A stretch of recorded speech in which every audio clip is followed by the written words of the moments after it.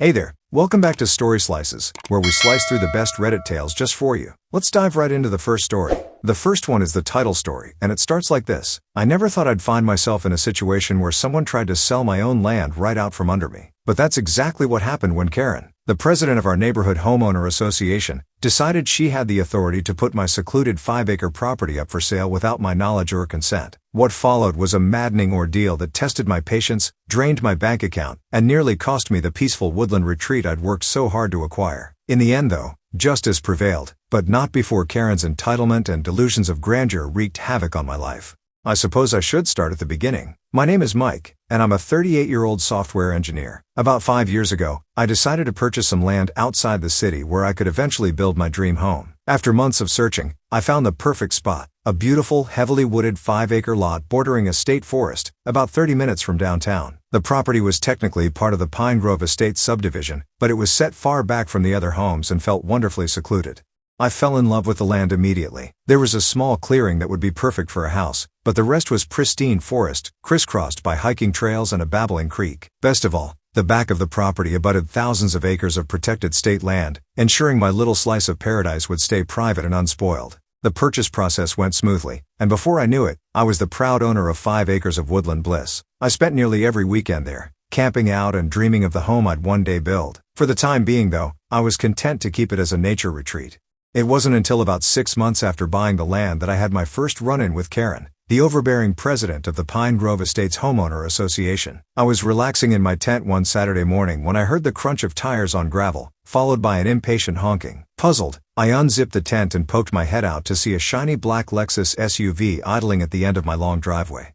A moment later, a woman in her 50s with an impeccable blonde bob and far too much jewelry for a trip to the woods came marching up the path. Her face was set in a disapproving scowl as she surveyed my modest campsite. "Excuse me," she called out in a shrill voice. "What exactly do you think you're doing here?" I blinked in confusion. Camping? On my own property?" The woman's eyes narrowed. "This land is part of Pine Grove Estates. Camping is strictly prohibited by homeowner association regulations." I suppressed a sigh as I climbed out of the tent. "I'm aware this is technically part of Pine Grove Estates, but it's my private property. I'm not subject to homeowner association rules out here." "I beg to differ," she shot back. "I'm Karen Williams, president of the Pine Grove Estates Homeowners Association. All properties in this subdivision fall under our jurisdiction, including this undeveloped lot." She wrinkled her nose as she glanced around at the trees. "Look, I'm sorry but there must be some misunderstanding," I said, trying to keep my voice calm and reasonable. "When I purchased this land, it was made very clear that it was exempt from homeowner association oversight due to its location and lack of development. I have the paperwork to prove it." Karen's face reddened. "Impossible. I've been president of this homeowner association for 15 years, and I can assure you that every square inch of Pine Grove Estates is under our purview. Now, I'm going to have to ask you to pack up this campsite immediately and vacate the premises. If you'd like to visit this lot in the future, you'll need to submit a formal request to the homeowner association board for approval." I could hardly believe what I was hearing. Who did this woman think she was? "I'm not going anywhere," I said firmly. "This is my property, purchased entirely with my own money. I have every right to be here. Now, if you don't mind, I'd appreciate it if you'd leave." "You're trespassing." Karen's eyes bulged. "Trespassing? How dare you? I'll have you know that as homeowner association president, I have the authority to inspect any property in this subdivision at any time. If you continue to be uncooperative, I'll have no choice but to call the police and report you for illegally camping on homeowner association land." I threw up my hands in exasperation. "Go ahead and call them. I'd be happy to show them my deed and property records. Now please, leave my land immediately or I'll be the one calling the police to report a trespasser." For a moment, Karen looked like she might explode, but then she spun on her heel and stormed back to her SUV, slamming the door as she got in. As she peeled away down the gravel drive, I heard her shout out the window, "This isn't over." I shook my head in disbelief as the sound of her engine faded into the distance. What a bizarre and unsettling encounter. I tried to put it out of my mind and enjoy the rest of my weekend, but Karen's words kept echoing in my head. I had a sinking feeling that she wasn't going to let this go easily.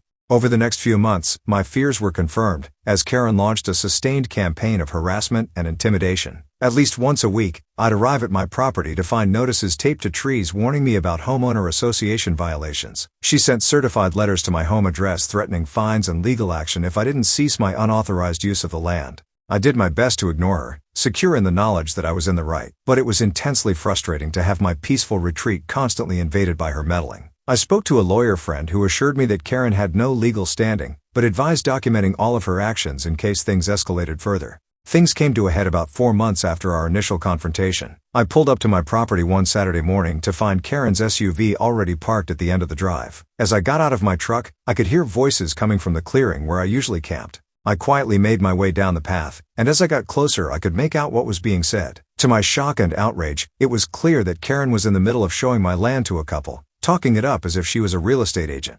"As you can see, it's a gorgeous piece of property," I heard her saying in an overly cheerful voice. 5 pristine acres bordering the state forest. It would be perfect for a large custom home. The Homeowner Association Architectural Committee would of course need to approve any building plans, but I'm sure we could fast-track the process for such lovely potential neighbors. I stepped into the clearing, my blood boiling. "What the hell do you think you're doing?" I demanded. Karen jumped, her face going pale as she saw me. The couple she was talking to looked confused and uncomfortable. "Oh, Mike, I wasn't expecting you today," Karen said with a forced smile. "I was just showing Mr. and Mrs. Johnson here this available lot. They're interested in building a home in Pine Grove Estates." "Available lot?" I sputtered. "This is my land. You have absolutely no right to be here, let alone try to sell it." The couple exchanged alarmed glances. "I'm sorry, what's going on here?" the man asked. "Ma'am, you told us this property was for sale by the Homeowner Association." Karen's smile became strained. "Oh, there's just been a little misunderstanding. Why don't you folks take a walk down by the creek while I clear things up with Mike here? I'm sure we can work something out." As the bewildered couple hesitantly made their way towards the creek, I rounded on Karen. "Have you lost your mind?" I hissed. "You can't just show up and try to sell someone else's property. What you're doing is illegal." Karen's fake friendly demeanor instantly vanished, replaced by a look of cold determination. "I've told you before, this land falls under Homeowner Association jurisdiction. Since you've refused to comply with our regulations, the board has voted to seize the property and put it up for sale to recoup unpaid fines and fees." I gaped at her, momentarily struck speechless by the sheer audacity of her claim. That's completely insane," I finally managed to sputter. "You have no authority to do any such thing. I am the legal owner of this land, period. Now get off my property immediately before I call the police." Karen squared her shoulders, clearly gearing up for a fight. "Go ahead and call them," she sneered. "I have documents right here proving the Homeowner Association's right to this land. You'll be the one in handcuffs, trespassing and interfering with a legal transaction." My head was spinning. How had things escalated to this point? I took a deep breath, trying to center myself. "Karen, listen to me very carefully," I said in a low, measured voice. "I don't know what kind of power trip you're on, but this ends now. I'm going to give you one chance to leave peacefully before I get law enforcement involved. And believe me, you do not want that to happen." For a moment, I thought I saw a flicker of uncertainty in Karen's eyes, but then her jaw set stubbornly. "I'm not going anywhere," she declared. "This property belongs to Pine Grove Estates and I have every right to be here." I sighed heavily, realizing there was no reasoning with this woman. "Fine," I said, pulling out my phone. "You've made your choice." As I dialed cop, Karen started yelling about Homeowner Association bylaws and property seizures. I calmly explained the situation to the dispatcher, who said they'd send officers right away.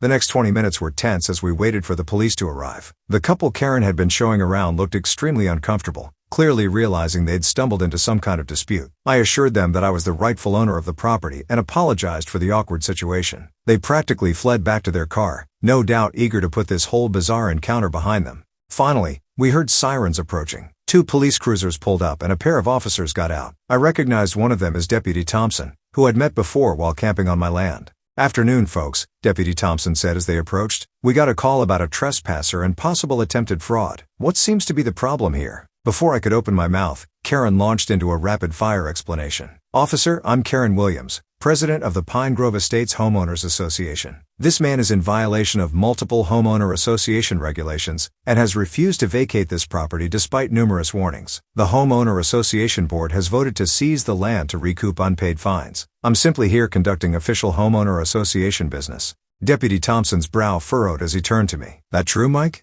I shook my head vehemently. "Absolutely not. This is my private property, purchased outright with no homeowner association involvement. I have the deed and all documentation to prove it. This woman has been harassing me for months and now she's trying to illegally sell my land." "All right, let's all calm down and sort this out," the other officer said. "Ma'am, do you have any paperwork showing the homeowner association's claim to this property?" Karen rifled through her purse and produced a stack of official-looking documents. "Here," she said triumphantly. "This clearly outlines the Homeowner Association's authority over all Pine Grove Estates properties, including this one." The officers examined the papers for a few moments. Deputy Thompson frowned. "Ma'am, these appear to be standard Homeowner Association bylaws, but I don't see anything specifically related to this property. Do you have the deed or any land records?" Karen's smug expression faltered. "Well, no, but as homeowner association president I have intimate knowledge of every property in the subdivision. I can assure you this land falls under our jurisdiction.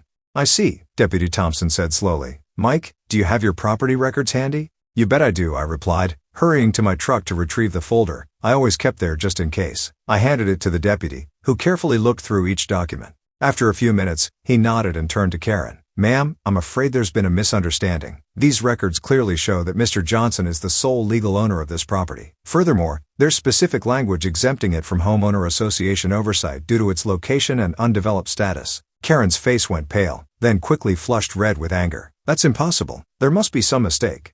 No mistake, Deputy Thompson said firmly. Now, Mr. Johnson has asked you to leave his property. I'm going to have to insist that you do so immediately. But, Karen sputtered. Ma'am, you have two choices, the other officer cut in. You can leave voluntarily, or we can arrest you for trespassing. It's up to you. For a moment, I thought Karen might actually choose arrest, but finally, her shoulders slumped in defeat. Without another word, she stormed off to her SUV and peeled away in a spray of gravel. I let out a long breath I hadn't realized I'd been holding. Thank you, officers, I said sincerely. I really appreciate your help sorting this out. Deputy Thompson nodded. No problem, Mike. Glad we could get it resolved peacefully. You might want to think about putting up some no trespassing signs though. And if she keeps harassing you, don't hesitate to give us a call. After the police left, I sank down onto a fallen log, feeling drained. I'd known Karen was delusional about her authority, but I never imagined she'd go so far as to try and sell my land out from under me. I realized this situation had escalated beyond the point where I could simply ignore her. It was time to take decisive action to protect myself and my property. The next morning, I called my lawyer friend and filled him in on everything that had happened. He was appalled by Karen's actions and agreed that legal intervention was necessary. He helped me draft a strongly worded cease and desist letter, threatening a lawsuit if Karen or anyone else from the homeowner association set foot on my property again. I also took the deputy's advice and ordered some large no trespassing signs to post around the perimeter of my land. For good measure, I invested in some motion-activated trail cameras to monitor for any unauthorized visitors. For a few weeks, things were blessedly quiet. I started to hope that maybe Karen had finally gotten the message and would leave me alone, but I should have known better than to underestimate her stubbornness and entitlement.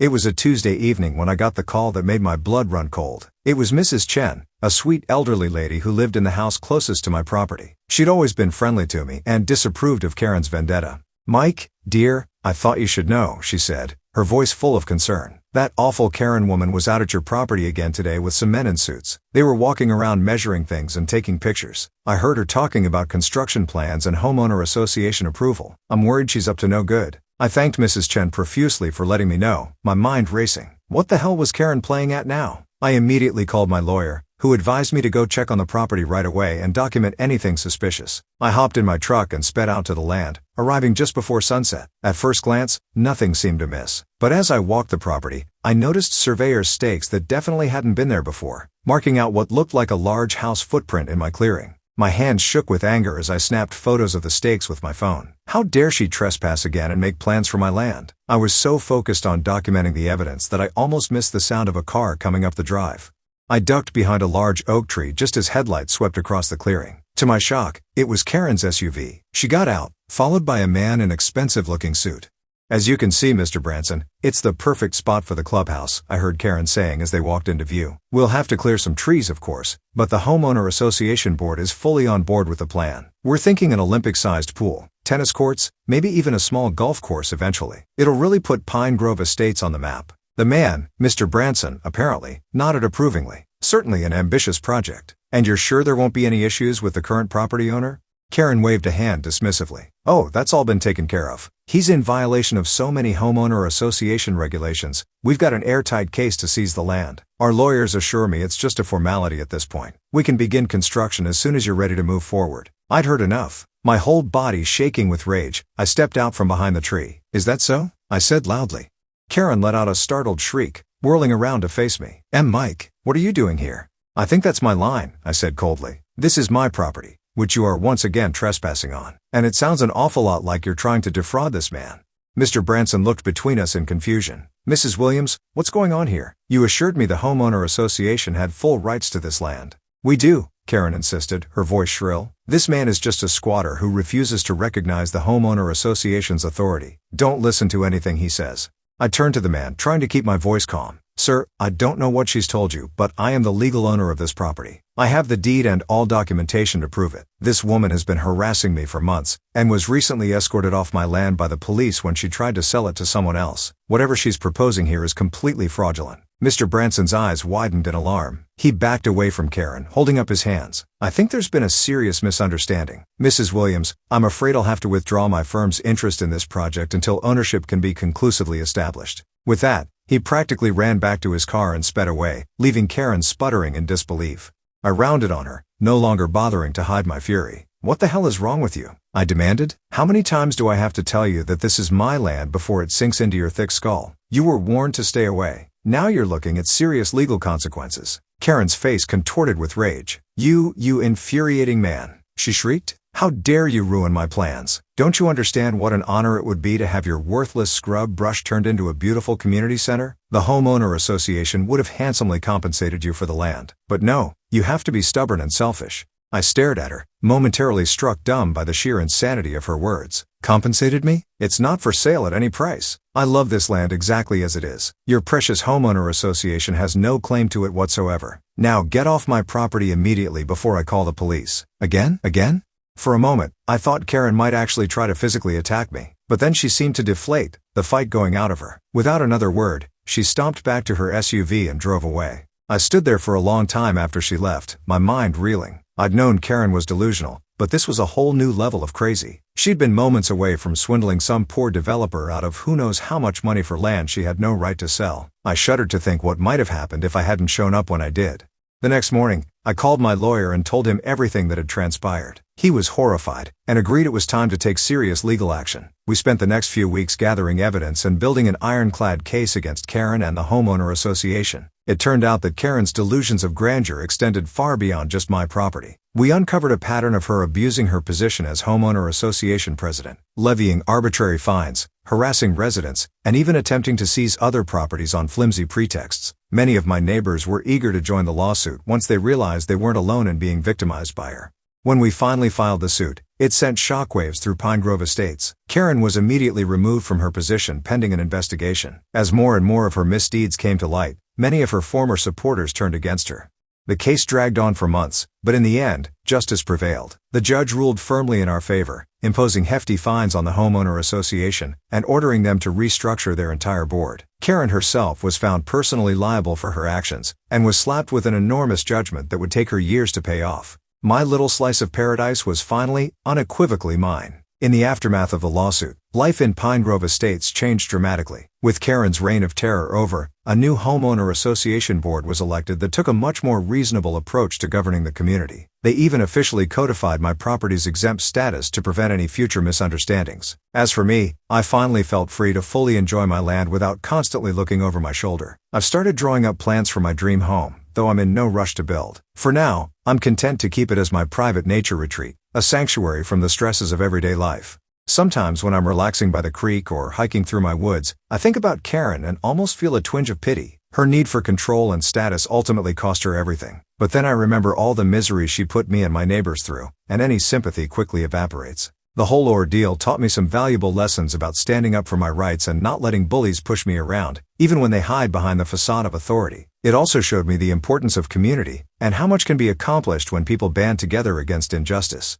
These days, Pine Grove Estates is a much more pleasant place to live. Neighbors actually talk to each other and help each other out, instead of living in fear of homeowner association retaliation. We even started having occasional block parties and cookouts, something that would have been unthinkable under Karen's iron-fisted rule. As for my land, it's become something of a community gem. I've opened it up for neighbors to enjoy hiking and nature walks, with the understanding that they respect the property and leave no trace. It's wonderful to see families and kids out enjoying the fresh air and beauty of the forest. I still camp out there most weekends, but now it's purely for enjoyment rather than a defensive posture. Sometimes as I sit by my campfire at night, listening to the crickets and watching the stars, I smile to myself thinking about how close I came to losing this special place. It makes me appreciate it all the more.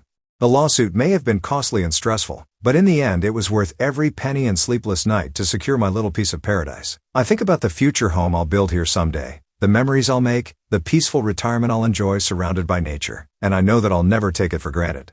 So here I sit, on my own land that no one can take from me, feeling an overwhelming sense of peace and contentment. The trees rustle in the breeze, a reminder of nature's constancy in the face of human dramas. The creek bubbles along just as it has for centuries and will for centuries more. I've learned that sometimes you have to fight for what's yours, to stand up to those who would bully and intimidate you. But I've also learned the value of community, of neighbors supporting each other against injustice. In the end, Karen's desperate grab for power and control led to her downfall, and brought the rest of us closer together.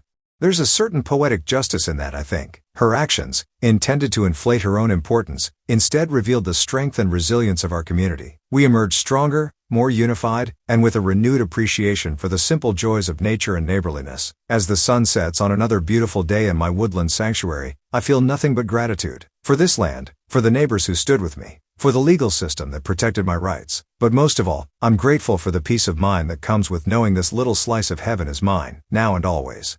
The stars are coming out now, twinkling through the canopy of leaves overhead. I bank my campfire and crawl into my tent, looking forward to another night of restful sleep in the woods. Tomorrow is another day to enjoy this hard-won victory, another chance to appreciate the beauty that surrounds me. And if Karen or anyone else ever gets ideas about messing with my land again, well, let's just say I'll be ready. But somehow, I don't think that'll be necessary. The lesson has been learned, the story has been told, and this chapter is firmly closed. My land is my own, my retreat, my future home. And nothing, not Karen, not an overzealous homeowner association, not anyone, will ever change that again. Are you hungry for more slices of stories? Don't forget to subscribe and hit the bell to never miss out on any videos. See you tomorrow at Story Slices.